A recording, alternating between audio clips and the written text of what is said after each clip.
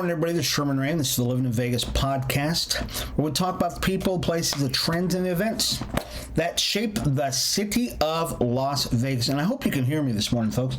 We have lost our in-house microphone somehow or another, so we're hoping that it works. But today, anyways, it is Rebel Red Friday. That's right. We were talking about this all week long, that on Friday from now on we're going to be wearing Rebel Red in honor of our UNLV Running Rebels. Okay, so so I even have a red mouse and everything else on. So I want to welcome you all to the show today. Hopefully you'll get into the spirit of the show. I'm Sherman Ray. I'm the publisher of Livin in Vegas magazine, and we do the podcast, do the magazine, we've got a website, the whole thing. And we're active, folks, on social media a lot. I mean, do a lot of stuff, and most of the stuff we talk about really is about Las Vegas. That's pretty much what we do. And so I want to welcome all of our friends who are watching on Facebook. Let's get over there, Let's get over there really quick. Hopefully, once again, you can hear me. I'm going to do this very momentarily and see what is going on with our Facebook feed, and see if I can hear me on our Facebook feed. I'll be fine. Okay, so I'm going to do this really quick, folks. So, pardon this. Let's see if it sounds. And I can't hear a thing. So I'm going to, I don't know, maybe it's, there it goes. Hang on a second. Yeah, I think I can hear a thing. Okay, I can hear it. So it sounds all right, but it's just really, it's not the quality that we like to hear all the time. So that's kind of problematic, but we'll see what happens. And pardon me once again. But welcome all to the show. If you're watching us on Facebook, Twitter, YouTube, the whole thing, or you get our download, because we download the show and we podcast the show on Spotify. So I think we're on Apple Podcast. Any place where you can get a podcast, you can probably get us. So I remember one time, I think we're actually in France too. Yeah, I know. It's weird, isn't it? Somebody's hijacked our cast from Spotify or wherever they're getting it from, and it's out in France. So we're international. Pretty cool, huh? Don't you think? A lot of stuff to talk about today. It is Friday. We're going to talk about the Rebels. And you know we're going to talk about the Rebels, guys. There's some, such exciting news about our UNLV Rebels and sports in general. Not so much with the Raiders. Oh, man. We were on such a roll. But, it is what it is. What are you going to do? Anyways, let's take a really quick break, folks. We'll be back. We'll talk a little bit about some of the cool stuff that's going on here in the Valley. This is Sherman Ray. This is the Livin in Vegas podcast. We're back. Hi, everybody. It's Sherman Ray for Livin in Vegas podcast. Are you a business owner that's looking to get the word out about his product, service, or even just a great message out there? Well, we'd like to give you that opportunity by being a guest on Livin in Vegas podcast.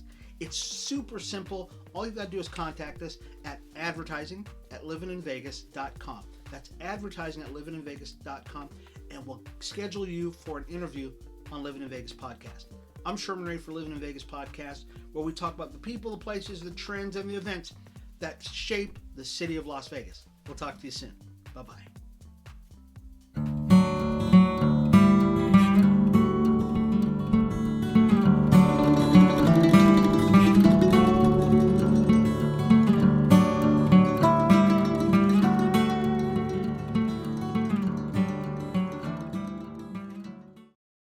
All right, and we are back, folks. This is Sherman Ray. This is the Livin in Vegas podcast.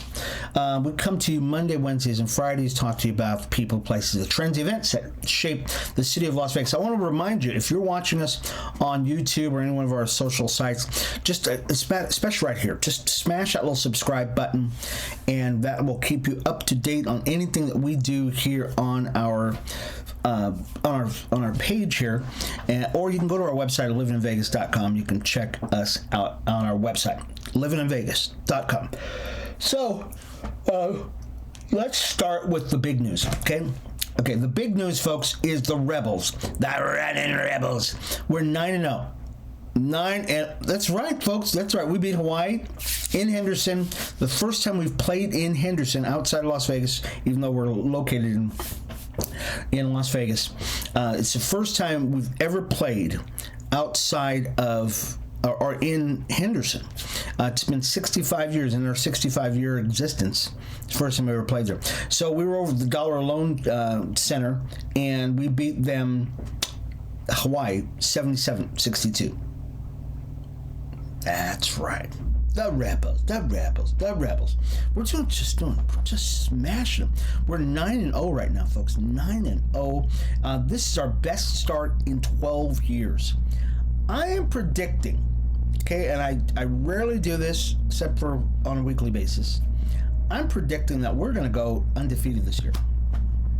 And this is the way it happened for us when I was going to UNLV. And I'll tell you something about this too in just a second. This is the first time we've gone undefeated like this in a long time. And the last time this happened, we went to the NIT that year. And then the next year, I believe we won the national championship. Oh yeah, we were the prettiest girl in the room.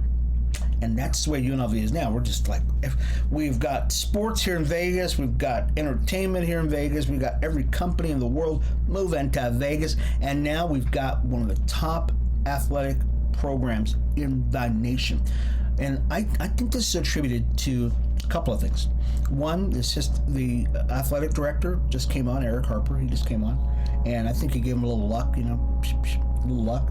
But the women's sports, you ladies thought I was going to forget you.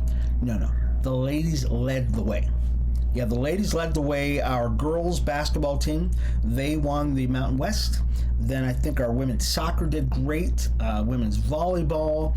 Now it's women's track and field. We had Randall Cunningham's daughter goes to the Olympics. We have the Las Vegas Aces, who are, so I know they're not a college team. They're professional. These are professional grown women. But they're still women. And they led the way for us to do some fantastic things at the collegiate level for the guys. Now, if we could get our football team together, we would just be like hitting on all cylinders. So Rebels are doing fantastic. I want to let you guys know about something too. There is actually, I wanted to see if I could get a Rebel app to see what app they have out there. And I just downloaded the Rebel app. I don't know if you've seen it. I don't know if you can even see it. So it's right there in the corner. Can you say that? It's right there in the corner. It's a Rebel app. This is the UNLV alumni app. And you can volunteer. You can do all kinds of stuff. So think about it. Think about it, folks. And, of course, you could always have the UNLV wristband, the silicone wristband, for some of you who are getting into that. I'm into silicone. So let's talk a little bit, instead of talking about UNLV the rest of the day, which we could, because I love UNLV, let's talk about what's going on in Henderson. And this is interesting. Many of you know Station Casinos during the pandemic closed down like 3 of their casinos. They closed down the Fiesta in Henderson, Fiesta Rancho, which is down near North Las Vegas in Las Vegas Ward 5, and Texas Station.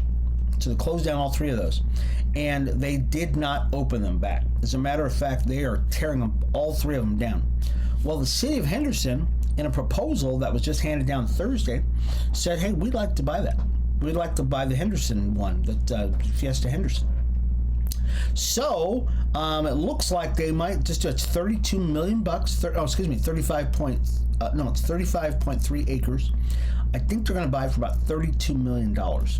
And if any of you know where that's at, you take the 215 as it's going to like Boulder City and Henderson area, and it'll drop off into the Henderson over on Lake Mead, and then right to the right-hand side of it is the casino. Well, that's a great place for a segue into the city. And as you go down Lake Mead, going towards Boulder Highway, and we're going north now, folks. I know for some of you, you probably are getting all confused and stuff like that. But Lake Mead, even though it runs north, it runs east and west. In Henderson, it runs north and south. Okay, because it kind of does this big loop thing. So they could redevelop this whole strip of Lake Mead, which they need to do because that is really the entrance to Henderson, Old Henderson. And Old Henderson, and you go into the lake that continues over the hill. So I think that's part of their proposal. So let's see what happens. Congratulations to you folks. I really think that's something you could probably push through, and it would be a great thing. Clark County School District enrollment estimate dropped about $32.6 million lost from the 22 to 23 budget. I didn't get to read this story. Clark County School District, or the CCSD, may be one of the country's largest school districts, but as families increasingly leave it for other learning options, students are taking funds with them. And this is kind of be a misnomer here, folks.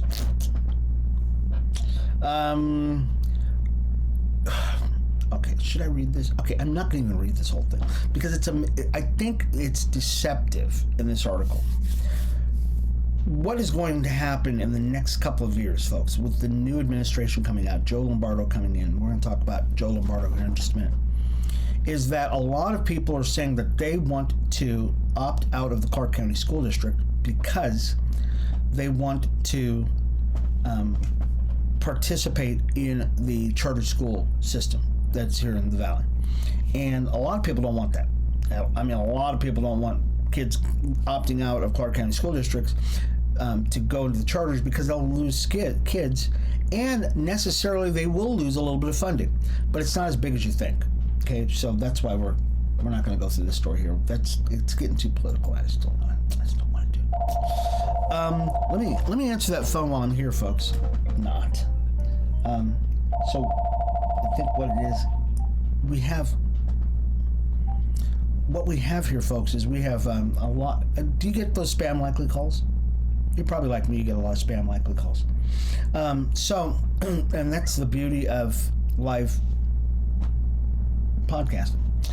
There is another story. Valley Hospital is going to have some investigations into their transferring and discharging of patients policies.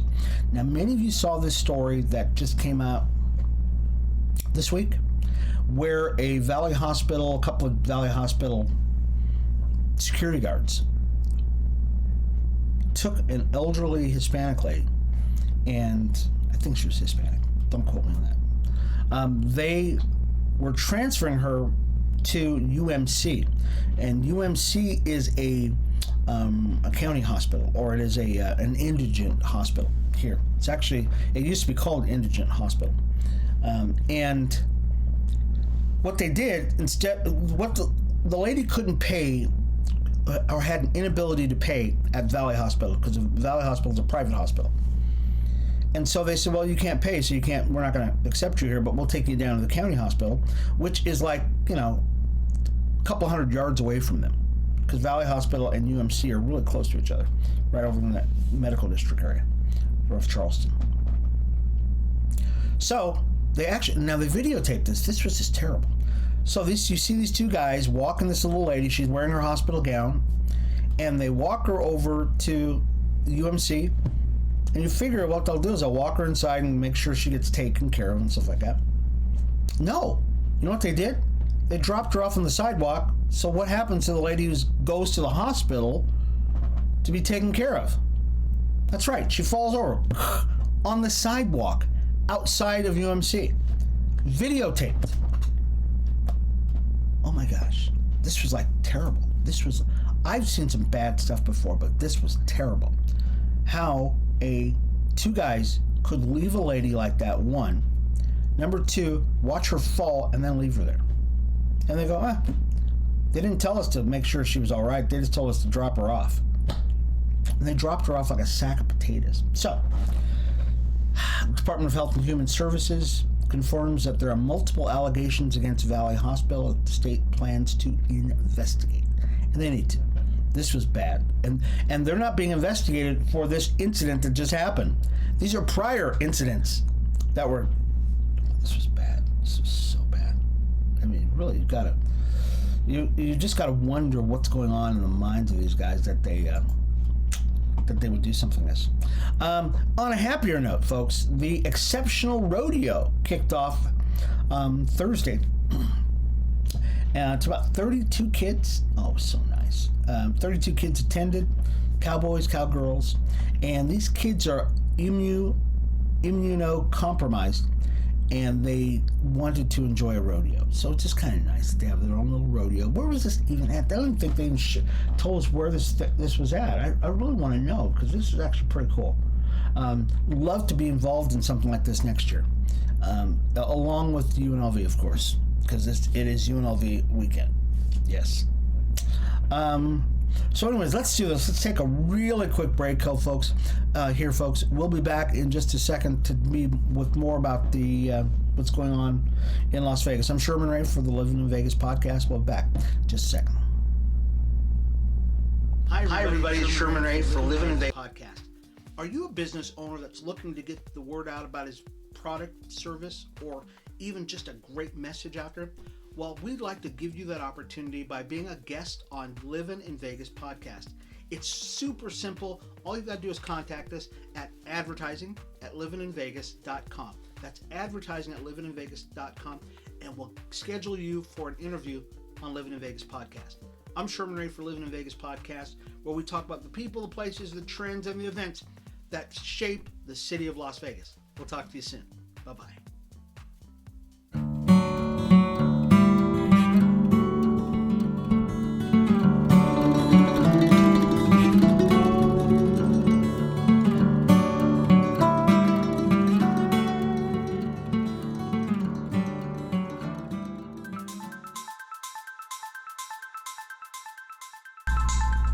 All right, folks, we're back to Sherman Ray. This is Livin in Vegas podcast, where we talk to you about the people, places, trends, and events that shape the city of Las Vegas. Once again, I want to, and I made this announcement early on in the show, I want to apologize for our sound quality. It's something beyond our control. Something's happened with our software. Every once in a while, hiccups, something like it. There was the West Side, the Las Vegas historic West Side is got plans. That's very cool. Now, many of you probably don't know where the historic West Side is at. It is not on the west side of town. It used to be on the west side of town. When I was a kid growing up here, the city of Las Vegas ended. Okay, it still ends at the same place, but anything that was built in Las Vegas ended on the west side of town, which is now basically the center of town. Does that make sense? Yeah, okay. So basically Martin Luther King Boulevard was the end of town when I was a kid. That was it. Decatur, Rancho was the end of town. And it was called Tonopah Highway when I was a kid.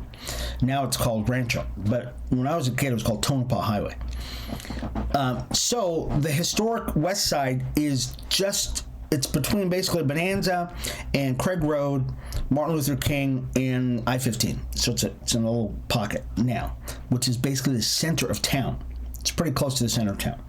Well, they are planning, and that's where historically the African Americans lived here in the valley.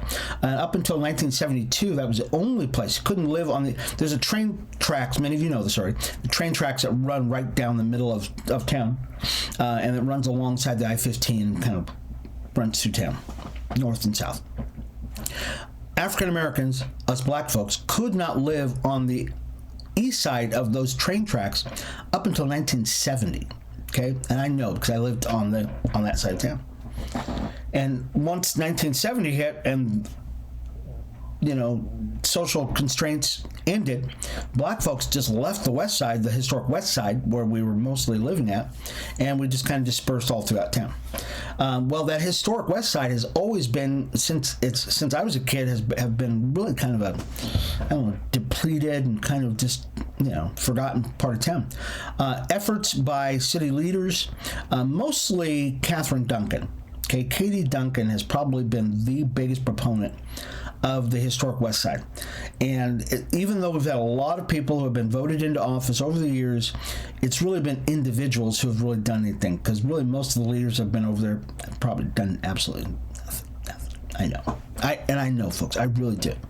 Katie Duncan, though, has led the effort to get trails in there to get recognition, to try to entice investors, that kind of stuff. Well, I think her efforts have worked, because now they're talking about putting in an African American museum in the historic West Side.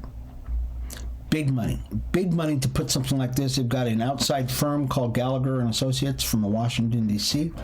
They are the ones who did the Mob Museum, and they're going to work on putting together this museum. Now, they give credit to Cedric Creer, or they mention him in here, but I'll tell you, they really should probably mention Katie Duncan. She should be all over this thing, because Katie Duncan has been such a lightning bolt and such a rod of support for the historic West Side. She has always been that way for like the last 30 years and has really gotten no recognition for it, and we're very excited. If no one else says anything about her, I will say something, is that she's done a great job, along with other individuals. And they mention a couple of politicians in this article, but really, they've come to the party kind of late. That's my opinion, folks. As someone who knows, one of them is actually running for city office, or running for mayor in the next election cycle, and it's just kind of terrible. So anyways, hey, guess who just came home? Brittany Griner. Okay, this is a national news story. I know it has nothing to do with Las Vegas, but it has national implications. Brittany Griner was released from a Russian gulag, where she spent the last 10 years on drug charges. And many of them believe that these are trumped up charges. But we are either way, she's home. There was a report that came out this morning. There's still about 76 Americans who have been abducted and are sitting, languishing in jails across the world. Okay, they could be in Russia, they could be in Iran. There was actually a guy who been there for about 4 years. And this particular one in Russia, here was the issue, is Brittany Griner, who is a WNBA player, even though she broke the law, these were not like big charges, like she's, smuggling drugs or something like that. I think she probably had some personal use pot or whatever she was doing. And so they figured that, these were trumped up charges. There was another guy that was actually he's been in jail for like 4 years now. And he was said to have been, they said he was an agent. His name is Paul Whelan. He's been in jail for 4 years now. He's still in jail. And so we're really praying and hoping that they can get these folks out. And not only that, but other people who are languishing in jails across the world, especially this guy. I just heard about him this morning. And I'll get his name, and we'll try to put his name up on our Facebook page that they can, bring attention to these guys. Because these guys, in many cases, these guys are just hanging out. And they're being tapped as spies and agents. Look, we got better things. We got better spies who probably have never been caught, as opposed to a guy who's coming there with his vacation hat on and a couple of cameras, and they go, "Oh, you're a spy. You're not a spy. We'd put you in jail." It just doesn't make a lot of sense. What else is going on here, folks? Oh, there was a Twitter dump. I know. Okay, we are going to talk about the Twitter dump. Okay, yeah, because we got a couple minutes. And because no one is talking about this. It happened last night. It has happened twice now. Elon Musk, many of you know this. Elon Musk took over Twitter a month ago, 2 months ago, and he's been going through the files, and there was always a sense that social media companies have been shadow banning, I don't know what the word would be. They won't allow your tweets or your posts to trend, that kind of stuff. And in some cases, deplatforming you completely. I know, folks. I can tell you right now, it happened with me over here on Facebook, where I was deplatformed. I was basically I was sent to Facebook jail for a month for a post that happened a year ago. That's right, a year ago. Not happy. And I get threatened like every week. Every week I get threatened for something. I'm going, what is wrong with you folks? Or what they'll do is they'll go, because I have like probably 10 different pages that I run. And they all have to do with fairly the same thing. So I will look through Facebook feeds and I will share to those particular constituencies, because I got a lot of people that I work with on it. And Facebook basically goes, well, we don't like you doing that. We want you to go to that page and find that information. So they, I don't know what their thinking is, but in an effort to, I think in my estimation, this is what's happening. What happened in 2016, Donald Trump was ushered into office as a direct result of social media. And the social media company said, we're never going to let that happen again. And so what they're doing now is they're trying to find mechanisms to make it really hard for you and I to actually just to navigate these social media sites. And in Twitter's case, and back to the Twitter thing, Elon Musk found out that not only were they shadow banning people, but they were blacklisting people. They were making sure that you could not search these people out or even find them. And here's the issue, is among the social media sites and the national news, what they call, the mainstream news, the only news organization that's saying anything about this is Fox News. The only one. You won't see it on CBS. You won't see it on NBC, CNN. Of course, you won't see it. None of them are devoting any time to the fact that Twitter, that Elon Musk just found out about, has been shadow banning people, and in some cases blacklisting them, making sure that their topics don't trend, that you can't search them out. One doctor, they actually kicked him off so he couldn't say anything. And the implications of this is this is like mind control. If social media companies can make sure you don't see certain things, what else? And this just happened with Twitter that we found out about. How many other social media sites are doing the same thing? Is it happening on YouTube? Is it happening on Facebook? Is it happening on Google? I would say yes. I would say yes, it is happening on all of them. I can't prove it, but I know in my particular case, I've found in my own case that the reach and the ability for me to touch people has diminished by like 90%. I can guarantee you. And I know it is an effort, it's a deliberate effort by the social media companies to make sure I can't touch people. So, there was a guy, so this is not what the show's about. We're going to move on real quickly. But they said that there should be class action lawsuits filed against some of these companies because you can't do this. You have free speech. You can say whatever you want. Okay. Let's talk well, do we have time? No, I don't have time. Okay, so we're not going to go through this. There's so much going on in the Valley, folks. The Raiders lost against the Rams. Oh, just so upset. They were on a 3-game winning streak, and they just lost. I believe it was last night. I didn't get to see the game. I was searching for it, couldn't see it. And, but, we're still good. We're still good. We still make the playoffs. We really could. I'm really excited about it. This weekend, the Rebels, folks, put on your Rebel red, even though it's red because for the military also, okay, the military wears red on Fridays also, but wear your Rebel red gear all weekend long. Support the UNLV Running Rebels. Go out to the campus, kiss a referee, kiss a teacher, do whatever you can to support your running Rebels, folks, okay, because they're Las Vegas' team. We love them. Okay, don't let a day go by that you don't kiss somebody who's wearing Rebel red. Okay.